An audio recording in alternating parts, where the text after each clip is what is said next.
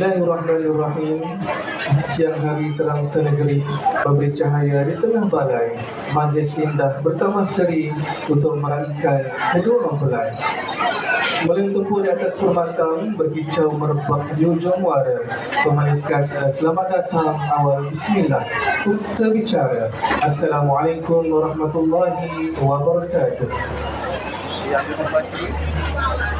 Yang dihormati Encik Alias bin Abu Bakar Isteri Puan Siti Zaliha binti Muhammad, yang putus rumah kepada majlis perkahwinan pada ini. Yang diraihkan pasangan mempelai, pasangan Raja Sehari Muhammad Azwan bin Alias dan pasangannya Nurul Fatihah binti Asman.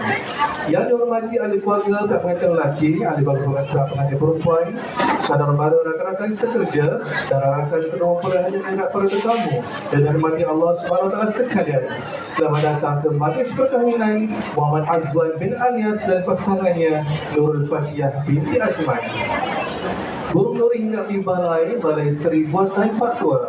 Lepas berehat raka dan taulan, duduk tersenyum kedua mempelai, mendatangan memanjatkan doa, semoga jodoh sentiasa berkekalan. Hadirin sekalian, bagi umur ini diberkati dan rahmati Allah SWT, telah sama-sama kita mengadakan tangan mengaminkan bacaan doa yang akan dibacakan oleh Muhammad Farid bin Nurjani, iaitu Abang Iqbal kepada pengantin lelaki.